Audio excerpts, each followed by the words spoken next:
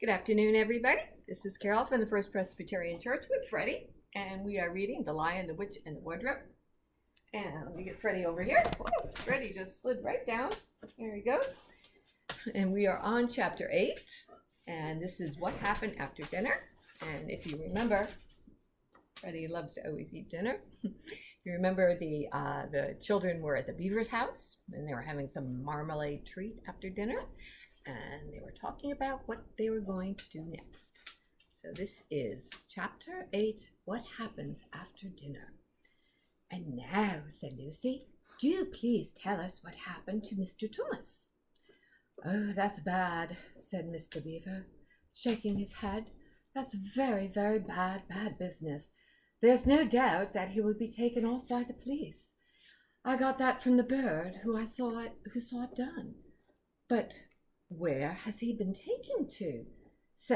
asked Lucy. Well, they were heading northwards when they were last seen, and all we know is what that means. We all know what that means. No, we don't, said Lucy. But Mr. Beaver shook his head, and it was a very, very gloomy fashion. I'm afraid it means they were taking him to her house, said Mr. Beaver. But what'll they do with him, Mr. Beaver? Asked Lucy. Well, said Mr. Beaver, you can't really exactly say for sure, but there's not many taken in there that ever come out again. Statues, all full of statues, they say it is, in the courtyard, up the stairs, in the hall. People she's turned, and he paused and shuddered. He turned them all to statues. But, Mr. Beaver, said Lucy, can't we? We must do something to save him. It's too dreadful, and it's all on my account. Oh, I don't doubt you'd save him if you could, dearie, said Mrs. Beaver, but you've no chance of getting into that house against her will, and ever come out alive. Couldn't we have some kind of strategy, said Peter. Couldn't we all dress up as something, or pretend to be a peddler or anything, or watch until she's gone, or, oh, dang it all, there must be something that we can do. This fawn saved my sister at his own risk, Mr. Beaver. We can't just leave him be. We have to do something. It's no good, son of Adam, said Mr. Beaver. No good, you're trying, of all people. But now that Aslan is here and on the move, oh yes, please tell us about Aslan, said several voices all at once, for once again they had that strange feeling, like the first signs of spring, like good news had come all over them. Who is Aslan? asked Susan. Aslan, said Mr. Beaver. Why, don't you know? He's the king. He's the lord of the whole wood, but not often here, you understand. Never in my time or my father's time, but the word has reached us that he has come back. He is in Narnia at this very moment. He'll settle the thing with the White Witch. It is he, not you, that will save Mr. Thomas. She won't turn him into stone then too, said Admin. Oh, Lord, no, said Son of Adam. Lord, no, Son of Adam. That simply is something that won't happen, answered Mr. Beaver with a great laugh. Turn him into stone. If she could stand on her own 2 feet and look him straight in the face. Oh, it'll be the most she can do, but more than I expect of her. No. He'll put her to rights, as if to say in the old rhyme in these parts. Wrong will be right when Aslan comes in sight. At the sound of his roar, sorrows will be no more. When he bares his teeth, winter meets its death. And when he shakes his mane, he shall have spring again. You'll understand when you see him. But shall we see him? Asked Susan. Why, daughter of Eve, that's why I brought you here. I'm to lead you where you shall meet him, said Mr. Beaver. Is he a man? Asked Lucy. Aslam a man? Ah, said Mr. Beaver sternly. Certainly not. I tell you, he is the king, king of the wood, the son of the great emperor beyond the sea. Don't you know who is the king of the beast? Aslam is a lion, the great lion. Oh, said Susan, I thought he was a man. Is he safe? I shall feel rather nervous about meeting a lion. That you will, dearie, and no mistake, said Mrs. Beaver. If there's anyone who can appear before Aslam without their knees knocking, they're either braver than most of us or just silly. Then he isn't safe, said Lucy. Safe, said Mr. Beaver. Don't you hear what Mrs. Beaver tells you? Who said anything about safe? Of course he isn't safe, but he's good. He's the king, I tell you. Oh, I'm longing to meet him, said Peter, even if I do feel frightened when it comes to that point. That's right, son of Adam, said Mr. Beaver, bringing down his paw on the table and making a crash and crashing the cups and the saucers and making them rattle. And so you shall. Word has come, sent that you are to meet him tomorrow, if you can, at the stone table. Where's that, said Lucy? I'll show you, said Mr. Beaver.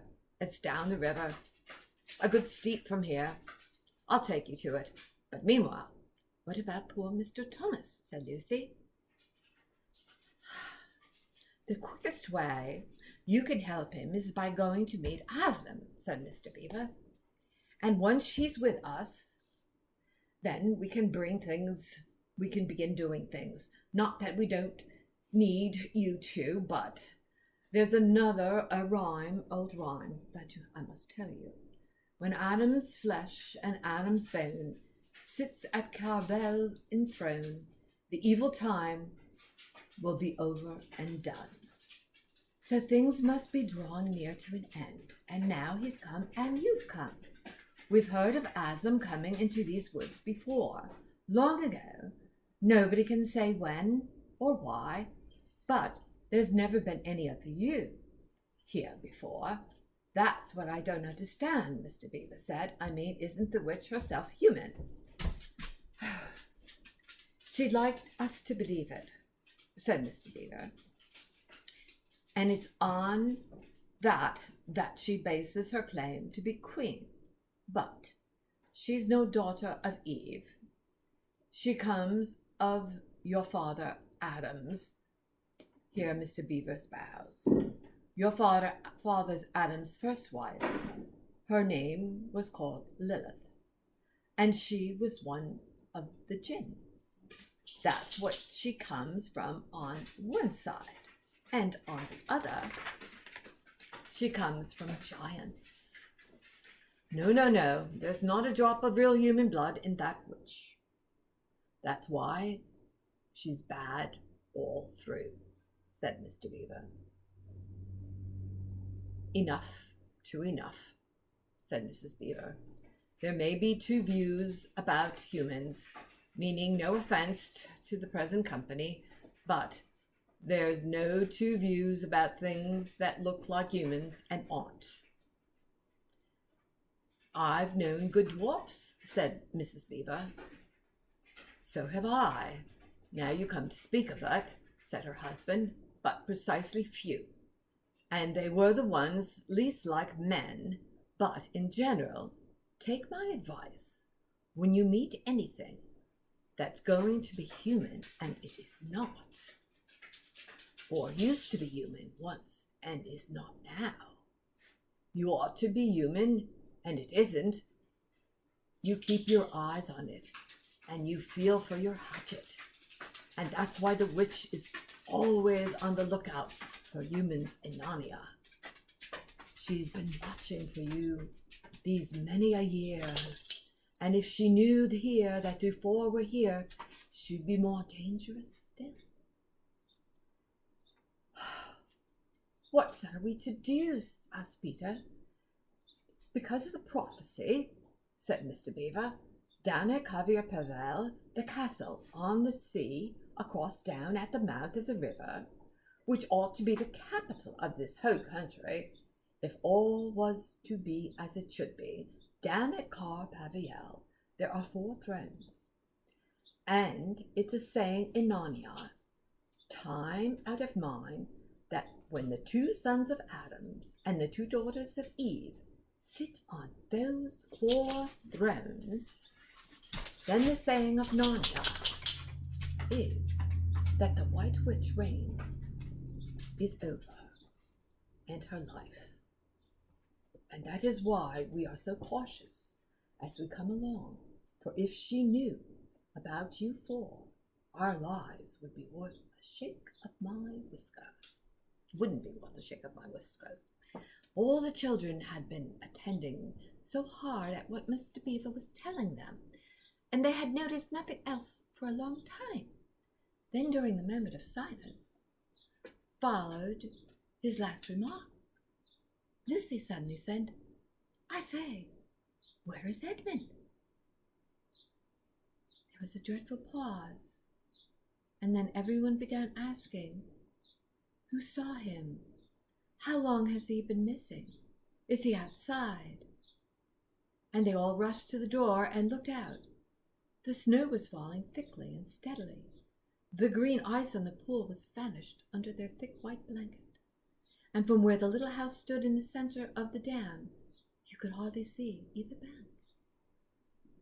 Out they went, plunging well over their ankles into the soft new snow, and they went around the house in every direction. Edmund, Edmund, they called till they were hoarse, but the silent falling snow seemed to muffle their voices, and there wasn't even an echo of an answer. How perfectly dreadful, said Susan, as they at last came back in despair. Oh, I wish we've never come. What on earth do you say, Mr. Beaver? Said Peter. Do, said Mr. Beaver, who was already putting on his snow boots. Do. We must go off at once. We haven't a moment to spare. We even better divide ourselves into 4 search parties, said Peter, and all go in different directions. Whoever finds him first must come back here all at once. Search parties, son of Adam, said Mr. Beaver. What for? Why, to look for Edmund, of course. There's no point in looking for him, said Mr. Beaver. What do you mean? Said Susan. He can't be far away. And we've got to find him. For what do you mean when you say there's no use in looking for him? The reason there's no use looking, said Mr. Beaver, is that we know exactly where he's gone. Everyone stared in amazement. Don't you understand, said Mr. Beaver. He's gone to her, the White Witch. He has betrayed us all. Oh, surely, oh, really, said Susan. You can't believe that. Can't he? Said Mr. Beaver, looking very hard at the 3 children.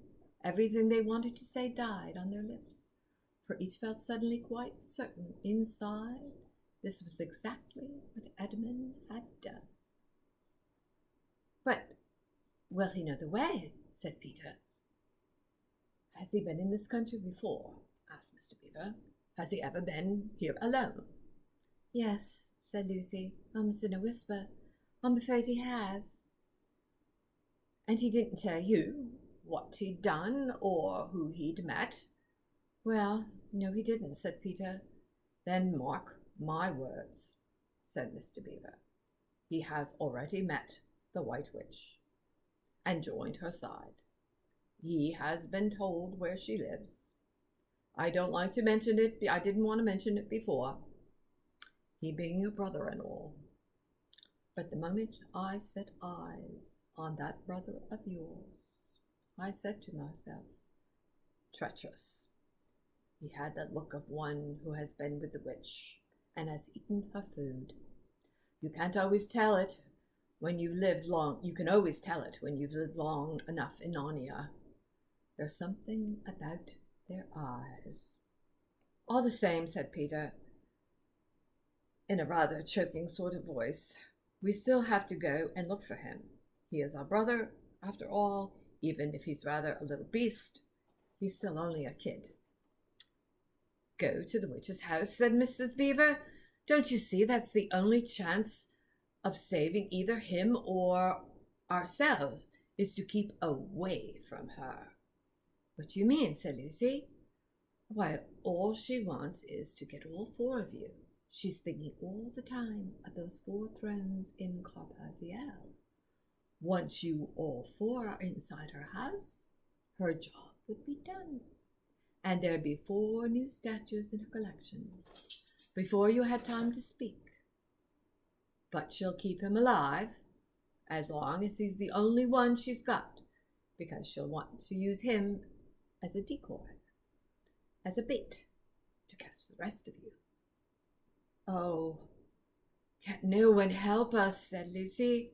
Only Aslan, said Mr. Beaver. We must go on and meet him. That's our only chance now.